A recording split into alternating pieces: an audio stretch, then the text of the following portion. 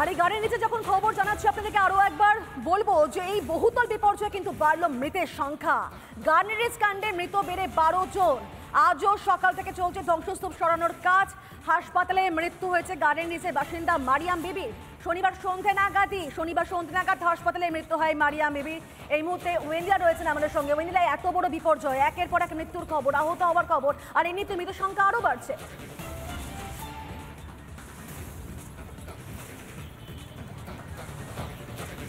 একদমই তাই। দেখো, ভিতরে এই মুহূর্তে যে উদ্ধার কাজ চলছে সেখানে কিন্তু হাত লাগিয়েছে কেএমসি অর্থাৎ কলকাতা পুরসভার যারা কর্মী রয়েছেন তারই সঙ্গে রয়েছে দমকল এবং পুলিশ। তারা কিন্তু একত্রিত হয়ে এখনো পর্যন্ত সেই উদ্ধার কার্য চালিয়ে যাচ্ছে এবং বিভিন্ন জায়গায় সরিয়ে দেখা হচ্ছে যদি কোথাও গিয়ে এখনো পর্যন্ত কাউকে খুঁজে পাওয়া যায়।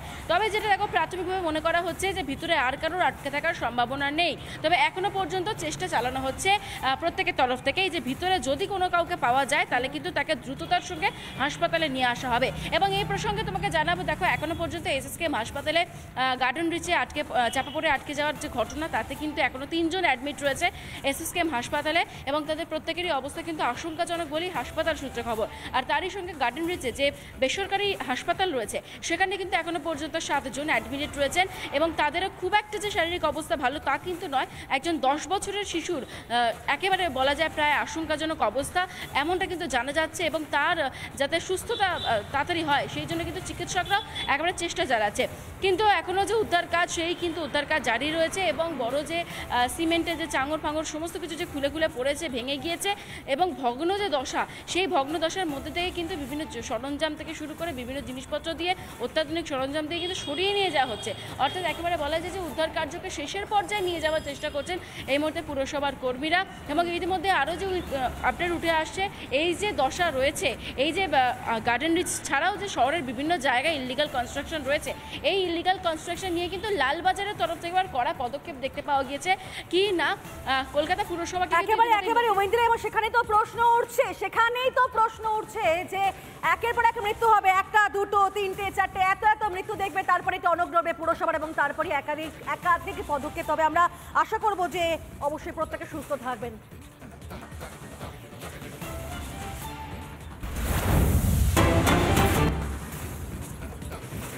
আর এই গার্ডেন রিচ নিয়ে যখন কথা হচ্ছে, সেই বিপর্যয় নিয়ে কথা হচ্ছে, সেখানে আপনাদেরকে জানাবো যে সেখানে সৌগত রায়, যিনি এবার লোকসভা নির্বাচনে তৃণমূলের প্রার্থী পর্যন্ত হয়েছেন, সেই সৌগত রায় তিনি কি বলছেন, তিনি একবারে বিস্ফোরক মন্তব্য করছেন। এই গার্ডেন রিচ কাণ্ডে বিস্ফোরক মন্তব্য করেন সৌগত রায়। তিনি প্রশাসনকে দুষছেন, তৃণমূলের প্রার্থী তিনি রীতিমতো অবৈধ নির্মাণ নিয়ে বিস্ফোরক কথা বলছেন। তিনি বলছেন যে গার্ডেন রিচের ঘটনা সিস্টেমের দায়, আমাদের সিস্টেম অবৈধ নির্মাণ আটকাতে পারছেন না। কি বলছেন সৌগত রায়, শোনাবো আপনাদেরকে।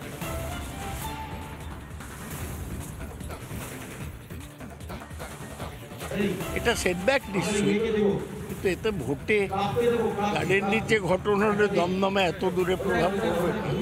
কিন্তু বিরোধীরা কাঠগড়ায় তুলছে শাসক দলকে। এদের কাজ ওরা করবে, আমরাও তো যা ব্যবস্থা নেবার নিচ্ছে, আমাদের মেয়র ভালো স্টেপ নিচ্ছে। এই দায় কার গার্ডেন রিচের গোটা ঘটনার? দায় সিস্টেমের। যে আমাদের দেশে পরপর বেআইনি বাড়ি হয়, আমাদের যে সিস্টেম তা সেটাকে আটকাতে পারছে না। আইন যেটা আছে সেই আইনে কাউন্সিলরদের কোনো রোল নেই। রোল হচ্ছে প্রশাসনের, যারা মাইনে করা ইঞ্জিনিয়ার তারা। গার্ডেন রিচের ঘটনায় প্রশাসনকে দুষছেন তৃণমূল প্রার্থী। রীতিমতো তিনি বলছেন যে এই ঘটনা সিস্টেমের দায়, আমাদের সিস্টেম অবৈধ নির্মাণ আটকাতে পারছেন না। কাউন্সিলরদের ভূমিকা নিয়ে ভূমিকা প্রশাসনের রয়েছে। অবৈধ নির্মাণ নিয়ে মন্তব্য করলেন সৌগত রায়। মানে যেখানে বিরোধীরা সরব হচ্ছেন, শাসক দলের নেতার মুখে আমরা শুনতে পারলাম তিনি সিস্টেম নিয়ে প্রশ্ন করছেন। তিনি পরিষ্কার স্বীকার করছেন যে আমাদের সিস্টেম, অর্থাৎ তিনি বলছেন, সৌগত রায় বলছেন যে তাদের সিস্টেম এই অবৈধ নির্মাণ আটকাতে পারছে না। গার্ডেন রিচের ঘটনায় প্রশাসনকে দুষলেন তৃণমূল প্রার্থী সৌগত রায়। এই গার্ডেন রিচের ঘটনায় সিস্টেমের দায়, তিনি পরিষ্কার বলছেন যে তাদের সিস্টেম নাকি অবৈধ নির্মাণ আটকাতে পারছে না। কাউন্সিলরের ভূমিকা ভূমিকা নেই, ভূমিকা রয়েছে প্রশাসনের। অবৈধ নির্মাণ নিয়ে ফের বিস্ফোরক সৌগত রায়। আমরা দেখেছিলাম যে কিভাবে বিপর্যয় হলো, আজকেও আমরা খবর পেলাম যে আরও একজনের মৃত্যু হয়েছে। এই নিয়ে 12 জনের মৃত্যু হয়েছে এই বিপর্যয়ে। যখন এত মৃত্যু হয় তারপর কি কোনো রকম ভাবে প্রশাসনের হেলদোল পড়ে বা টনক নড়ে? কারণ তারপর তো একাধিক ব্যবস্থাপনা নেওয়া হচ্ছে, লালবাজারের তরফ থেকে নির্দেশিকা দেওয়া হচ্ছে, ফিরহাদ হাকিম নির্দেশিকা দিচ্ছেন, গ্রেফতার করা হচ্ছে, ক্ষতিপূরণ দেওয়া হচ্ছে। কিন্তু এগুলোই যদি আগে করা হতো তাহলে হয়তো এই ঘটনা ঘটতো না। প্রথমত যে খিঞ্চি এলাকায় এত বড় বাড়ি কিভাবে তৈরি করা যায়, কারা পারমিশন দেয়? যেখানে মমতা বন্দ্যোপাধ্যায় নিজে ঘটনার দিন সেখানে পরের দিনকে গিয়ে নিজে বলছেন অবৈধ নির্মাণ। ফিরহাদ হাকিমকে জিজ্ঞাসা করছেন যে সে কি জানতেন, তিনি পরিষ্কার বলছেন তিনি জানতেন না। তার মানে একজন মেয়র তিনি জানেন না, কাউন্সিলর বলছে জানে না। তাহলে জানেটা কারা? ম্যাজিক হয়েছিল? কোনো কি ভুতুড়ে কাণ্ড ঘটে গিয়েছিল যে চোখের সামনে ব্যাঙের ছাতার মতো ইতিউতি গজাচ্ছে একের পর এক বহুতল, আর কেউ নাকি জানে না, কেউ নাকি দেখতে পাচ্ছে না?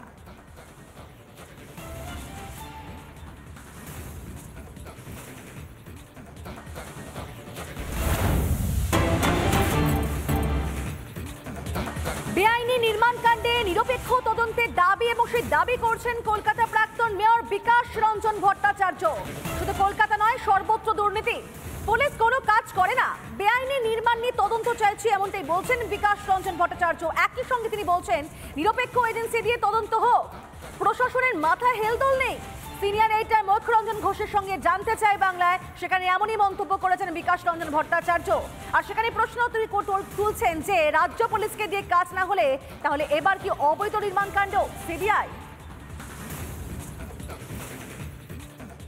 যে এত বড় এই কনস্ট্রাকশনগুলো হয়ে গেল, ল্যান্ড কনভার্সনের যদি পারমিশন হয়ে থাকে কারা দিয়েছে, কিভাবে দিয়েছে, বিল্ডিং প্ল্যান যদি স্যাংশন হয়ে থাকে কিভাবে দেয়া হয়েছে, এবং বিল্ডিং যখন তৈরি হয় তখনও সময় থেকে সময়ে যে ইন্সপেকশন হয় সেই ইন্সপেকশন আদৌ হয়েছে কি না হয়ে থাকলে কেন হয়নি, এই সমস্তই তদন্ত হবে। এবং তদন্ত শুধুমাত্র কলকাতার জন্যে নয়, আমি বারবার বলছি এই বেআইনি কাজ দ্রুত গতিতে বৃদ্ধি পেয়েছে কলকাতা সহ সমস্ত নগর অঞ্চলে, প্রত্যেকটা মিউনিসিপ্যাল এরিয়ায়, এবং এখন পঞ্চায়েত এলাকাতেও এই ঝোঁক দেখা দিচ্ছে। কিন্তু তার পাল্টা যুক্তি তো তৃণমূল কংগ্রেস বলছে যে পুলিশ অলরেডি তদন্ত করছে, যে যে জায়গাতে মিউনিসিপ্যাল কর্পোরেশন আছে তারা তদন্ত করছে, আপনারা আলাদা করে কিসের ডিমান্ড করছেন? আমার শেষ প্রশ্ন এটাই, পুলিশ তো পুলিশের কাজ করছে বলে তৃণমূল কংগ্রেস বারবার বলছে। শুনুন, আমি অপরাধ করেছি, আমি আমার তদন্ত করব? চমৎকার ব্যাপার। পুলিশ কি তদন্ত করবেন? পুলিশ কি তদন্ত করে বলতে পারবেন যে কাউন্সিলর কাটমানি চেয়েছিল বলে এটা অনুমোদন হয়েছে? পুলিশ এ রাজ্যে কোনো একটা তদন্ত ঠিকমতো করেছেন খুব আত্মবিশ্বাসের সঙ্গে? আমরা কি দেখতে পাচ্ছি বিভিন্ন তদন্তে কি পরিণতি দাঁড়াচ্ছে? রেশন দুর্নীতি, নিয়োগ দুর্নীতি, কোনটায় দেখবেন যে পুলিশ ঠিকমতো কাজ করেছে? বেশ, পুলিশ ঠিক কোথাও, পুলিশ বরং প্রকৃতপক্ষে দুর্ভাগ্যজনক, পশ্চিমবঙ্গ পুলিশের যে একটা খ্যাতি ছিল সেই খ্যাতিটাকে তারা একেবারে কলঙ্কিত করে ছেড়ে দিয়েছেন।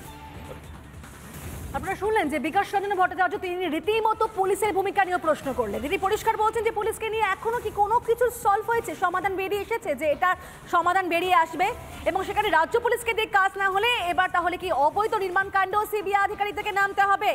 এই মুহূর্তে আমাদের সঙ্গে রয়েছেন বিজেপি নেতা তথা সাংসদ দিলীপ ঘোষ। আপনাকে স্বাগত রিপাবলিক বাংলায়। আপনি শুনলেন নিশ্চয়ই যে সেখানে কলকাতা প্রাক্তন মেয়র বিকাশ রঞ্জন ভট্টাচার্য তিনি বলছেন যে বেআইনি নির্মাণ কাণ্ডে নিরপেক্ষ তদন্ত হওয়া দরকার, এবং রাজ্য পুলিশের ওপর তিনি রাজ্য পুলিশের ভূমিকা নিয়ে রীতিমতো প্রশ্ন তুলছেন। বলছেন রাজ্য পুলিশকে দিয়ে কাজ না হলে এই অবৈধ নির্মাণ কাণ্ডে সিবিআইদের নামা উচিত, তাদের তদন্ত করা উচিত। আপনি কি বলেন? দেখুন, এটা তো কোনো নতুন কথা উনি বলেননি, এটা বাংলার প্রত্যেকটি মানুষ জানে, আমাদের হাড়ে হাড়ে ভুগছি আমরা। কিন্তু এর সমাধানটা কি আছে? সমাধান ওনাদের সময়েও এই ধরনের বেআইনি নির্মাণ মাফিয়া রাজ চলছিল, ওই কি বলে প্রমোটার রাজ, এই করে ওনাদের সর্বনাশ হয়েছে, ঠেকাতে পারেননি। আজ সেটা ব্যাপক, কোনো কন্ট্রোল নেই, সবাই ভাত খাচ্ছে, পুলিশ থেকে আরম্ভ করে নেতা, যেখানে কাউন্সিলর, সেখানকার কি বলে সেখানে এমএলএ, মন্ত্রী, মেয়র, ওখান থেকে তাদের নাকের ডগায় যদি এত বড় ঘটনা হয়, এত বড় দুর্ঘটনা হয়, 12টা লোক বেঘরে মারা গেল, সরকারের কোনো হেলদোল নেই, মুখ্যমন্ত্রীর কোনো চিন্তা নেই, উনি দুনিয়া ঘুরে বেড়াচ্ছেন, বড় ডায়লগ দিচ্ছেন। উনি বলেছেন বিকাশবাবু ঠিকই আছে, এটা সবাই ডিমান্ড করছে, কিন্তু তার সমাধান কি? কেন্দ্রীয় এজেন্সি। আজ বলুন তো, মানে 50টা কেস হবে এরকম বড় বড়, যেগুলো নিয়ে কেন্দ্রীয় এজেন্সি তদন্ত করছে। আর কত করবে? এখানকার সরকার পুলিশ তাহলে কি জন্য আছে? তাহলে কেন্দ্র নিয়ে দিক পুরো এটা। এদিকে আবার কেন্দ্রীয় এজেন্সি এলে ওনারাও বিরোধিতা করেন, বাম ডান কংগ্রেস সব এক কিনায় প্রতিহিংসা হচ্ছে। এইসব সমস্যার সমাধান করবে যে পুলিশ প্রশাসন যদি পঙ্গু হয়ে যায় মানুষ কার কাছে যাবে? তখন কোর্ট থেকে সেন্ট্রাল এজেন্সি, আর তার থেকে এই অ্যারেস্ট ইত্যাদি ধরা হচ্ছে, টাকা উদ্ধার।